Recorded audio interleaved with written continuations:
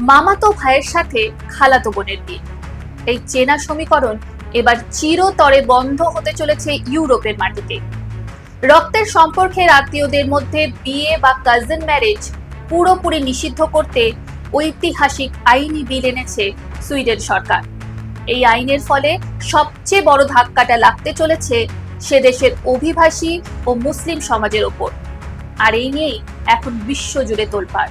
আন্তর্জাতিক গবেষণা সংস্থা পিউ রিসার্চ সেন্টারের তথ্য বলছে, সুইডেনে বর্তমানে প্রায় 8 থেকে 10 লক্ষ মুসলিমের বাস, যা সেখানকার মোট জনসংখ্যার প্রায় 8.1 থেকে 10%।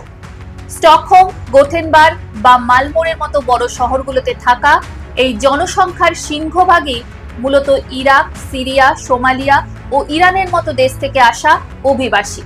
আর এই সমস্ত দেশগুলোতে প্রজন্মের পর প্রজন্ম ধরে রক্তের সম্পর্কের মধ্যে বিয়ের রেওয়াজ চলে আসছে।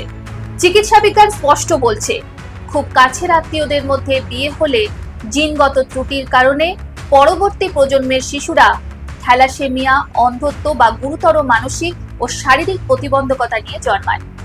ভবিষ্যৎ প্রজন্মকে এই পঙ্গুত্বের হাত থেকে বাঁচাতেই সুইডেন সরকার এই বৈজ্ঞানিক ও কঠোর পদক্ষেপ গ্রহণ করেছে।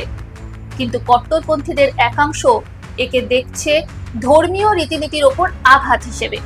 ইউরোপ যখন ভবিষ্যৎ প্রজন্মের সুরক্ষায় বিজ্ঞানের চাবুক মেরে এই মধ্যযুগীয় প্রথাকে উপড়ে ফেলছে, তখন সবচেয়ে বড় প্রশ্নটা কিন্তু অন্য জায়গায়।